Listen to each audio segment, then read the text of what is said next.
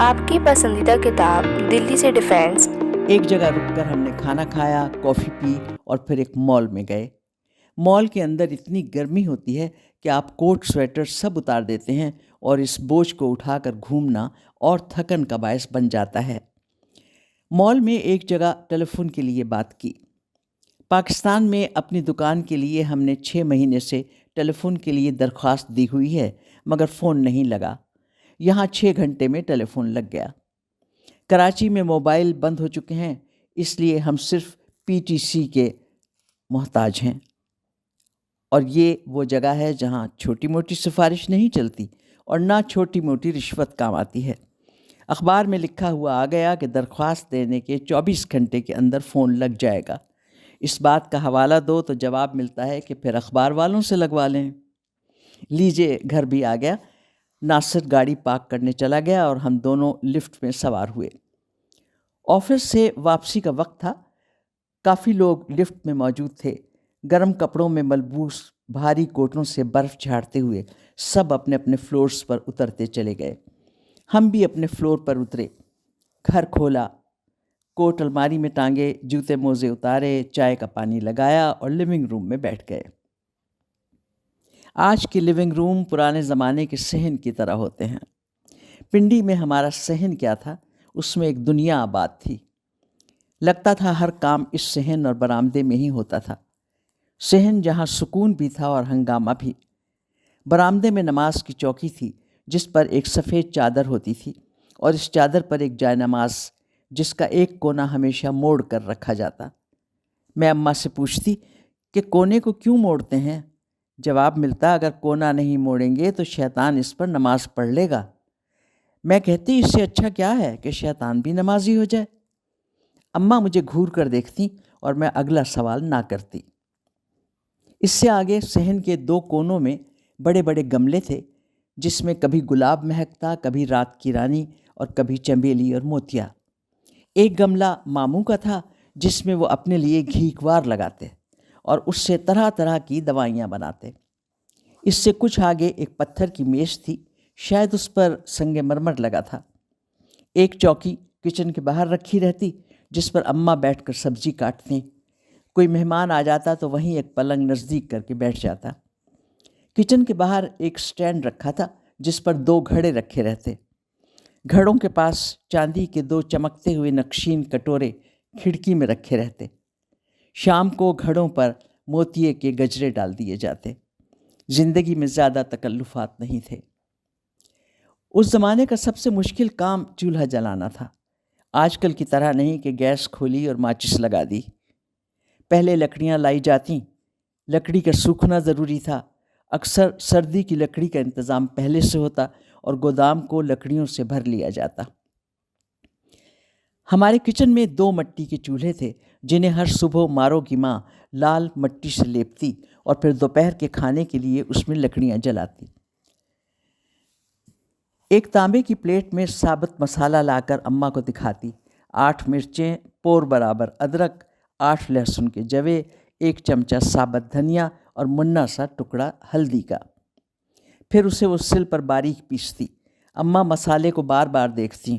اوہو، ابھی ست نہیں آیا، تھوڑا سا اور۔ تانبے کی چمکتی ہوئی دیگچیاں نکالی جاتیں۔ مجھے یاد ہے دیگچیوں پر نام لکھے ہوتے۔ یہ دیگچیاں دہلی سے لائی گئی تھیں۔ یہ سامان عزیز ماموں کے ساتھ دہلی سے آیا تھا۔ ابراہیم خان، صدیقہ بیگم، عزیرہ خاتون، عبد المنعم خان نہیں تھا تو میرا نام نہیں تھا۔ مجھے بڑا دکھ ہوتا کہ سب کے نام کی دیگچیاں ہیں، کسی دیگچی پر میرا نام نہیں تھا۔ میں ہمیشہ اماں سے کہتی، اور میرا نام؟ اماں کہتی، ہاں ہاں تیرا نام بھی لکھوا دیں گے، مگر وہ دن کبھی نہیں آیا۔ مجھے لگتا ہے اس وقت کے کھانے میں بڑی برکت تھی۔ جو بھی مہمان آتا دسترخوان پر شریک کر لیا جاتا۔ کبھی کھانا کم نہ ہوتا۔ سالن عام طور پر ایک ہی بنتا۔ ماموں کے لیے کھانا الگ کمرے میں لگ کر جاتا اور ہم سب کچن میں چوکی کو میز کی طرح استعمال کرتے اور پیڑھیوں پر چاروں طرف بیٹھ جاتے۔ اماں گرم گرم روٹی بناتی جاتی اور ہم کھاتے جاتے۔ سپہر سے گلی میں ہنگامہ شروع ہو جاتا۔ سب سے پہلے قلفی والے کی آواز آتی، کھوئے والی یہ ملائی والی ہے۔ گرمی کی دوپہر میں اماں کے پہلو میں لیٹی اس آواز سے بے چین ہو جاتی، اٹھنے کی کوشش کرتی تو اماں پنکھے کی ڈنڈی سے واپس لیٹنے کا اشارہ کرتیں۔ شام کو ایک اور شخص آتا جس کے پاس ایک 3 ٹانگوں والا ڈبہ ہوتا۔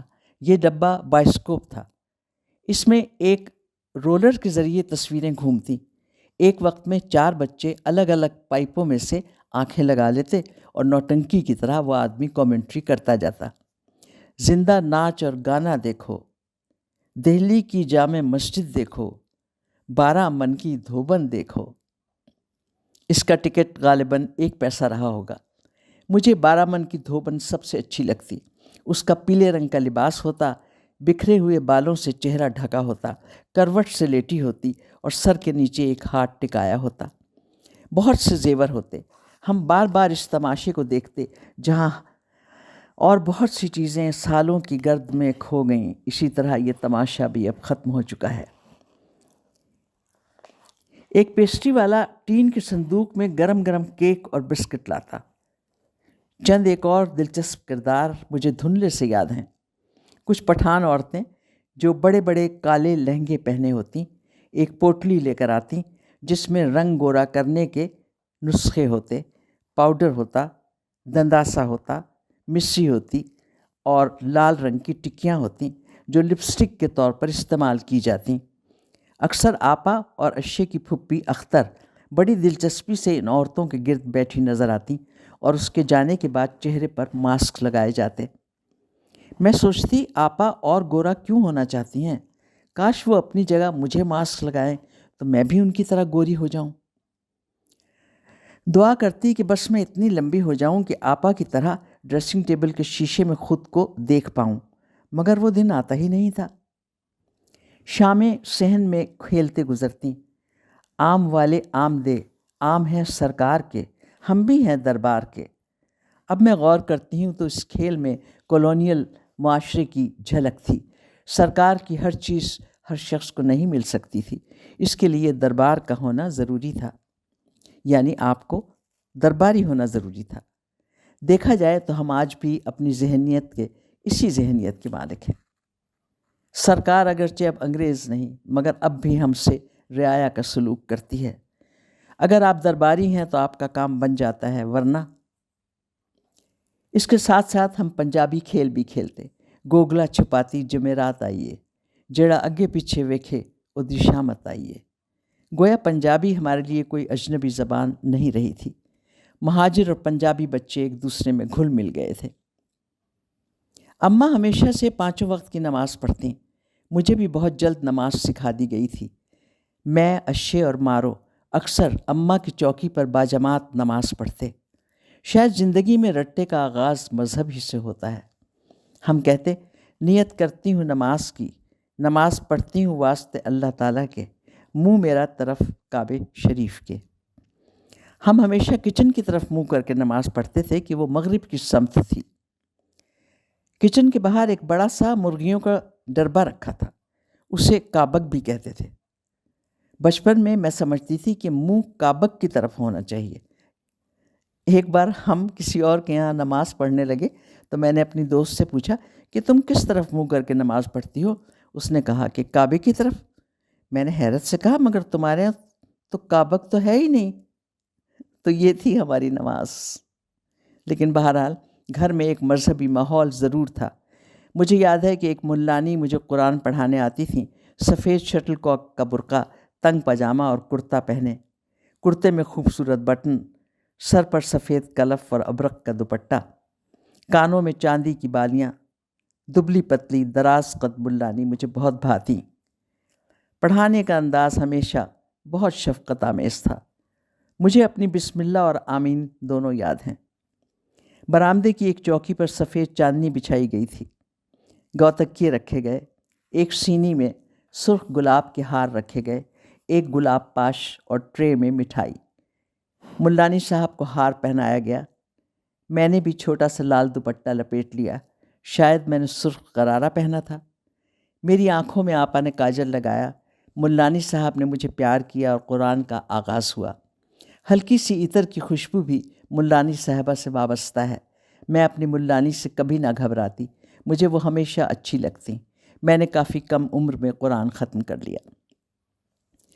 گرمیوں میں مغرب کے بعد صحن میں پلنگ پر بستر لگا دیے جاتے، کیاریوں سے چنبیلی اور رات کی رانی کی مہک ہر طرف پھیل جاتی، ٹھنڈی چاندنی سے آدھا صحن بھر جاتا، کہیں دور ریڈیو کی آواز آتی، بس ایک بار سجدہ میری کائنات، جبینے میری آستانے تیرے۔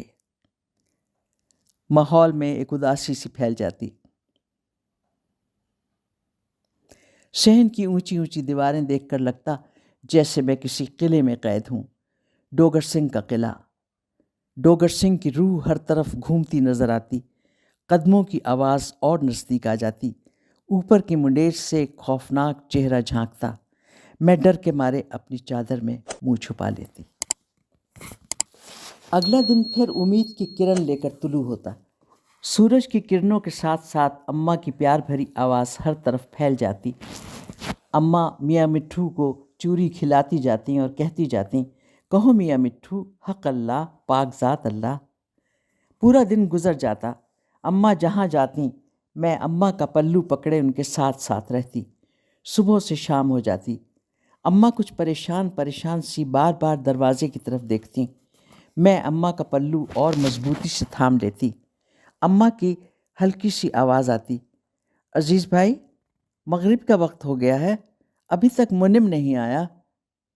میرا دل زور زور سے دھڑکنے لگتا، معلوم نہیں بھائی کی وجہ سے یا اماں کی پریشانی محسوس کر کے۔ پتہ نہیں مغرب کا وقت ہمیشہ اتنی اداسیاں کیوں لاتا ہے۔ آج بھی دنیا کے کسی حصے میں ہوں، مجھے گھبراہٹ سی ہونے لگتی ہے۔ اماں اپنی پریشانیوں میں اتنی مبتلا تھیں کہ انہوں نے کبھی اپنے بیٹے کی نفسیات میں الجھنے کا وقت ہی نہیں نکالا۔ شاید یہ سب فرصت کے کام ہیں۔ اماں کی تو بس ایک ہی خواہش تھی کہ کسی طرح ان کا بیٹا پڑھائی کر لے۔ اسکول سے بار بار نام کٹ جاتا کیونکہ گھر سے نکل کر اسکول نہ پہنچتے۔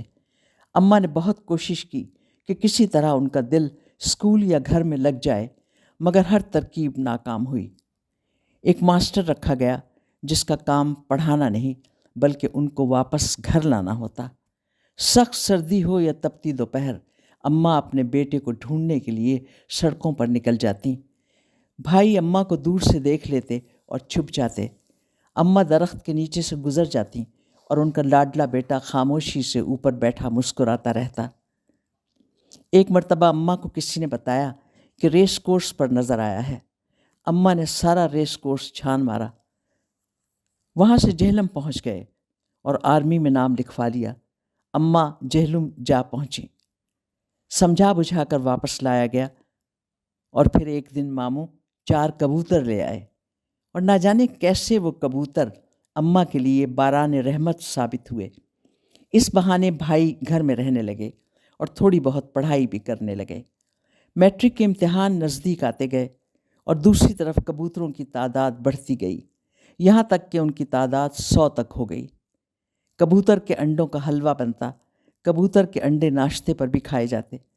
بھائی کا جس دن جی چاہتا 2 کبوتروں کے پر کاٹ کر بیچ آتے۔ 1 آدھ مہینے بعد وہ کبوتر پھر واپس آ جاتے۔ بھائی صبح کو چادر تان کر سوتے تو کبوتر ان کے گرد جمع رہتے یا ان کی چادر پر گھومتے رہتے۔ عجیب بات یہ تھی کہ ہمارے اس صحن میں کبوتروں کے لیے بھی بڑی مناسب جگہ تھی۔ کچن کے ساتھ ایک 2 چھتی تھی، اس کا دروازہ کچن میں کھلتا اور سیڑھی لگا کر اس کی صفائی کی جاتی۔ اس کا ایک روشن دان صحن میں کھلتا، یہ روشن دان کبوتروں کے لیے دروازے کا کام دیتا۔ رات کو جب کبوتر اندر چلے جاتے تو روشن دان بند کر دیا جاتا۔ کبوتروں کے لیے جب دانہ ڈالا جاتا تو وہ صحن میں آ کر دانہ کھاتے اور اس کے بعد واپس 2 چھتی میں چلے جاتے یا منڈیر پر غٹرغوں کرتے گھومتے۔ جب بھائی انگلینڈ چلے گئے تو کبوتروں کو ختم کرنا بھی ایک عذاب بن گیا، کبوتر بار بار واپس آ جاتے۔ بہرحال اماں ان کبوتروں کو دعائیں دیتی کہ ان کی وجہ سے بھائی نے میٹرک کر لیا۔ اماں کہتی تھیں کہ میرے بھائی ابا کے بہت لاڈلے تھے، ظاہر ہے 3 بہنوں کے بعد ایک بیٹا لاڈلا ہی رہا ہوگا، اور وہ بھی زمیندار کا بیٹا۔ کچھ روایت بھی یہی رہی تھی کہ پچھلی کئی جنریشن سے ایک ہی بیٹا چلا آ رہا تھا، اور اتفاق یہ ہے کہ آج بھی میرے بھائی کے یہاں ایک ہی بیٹا ہے۔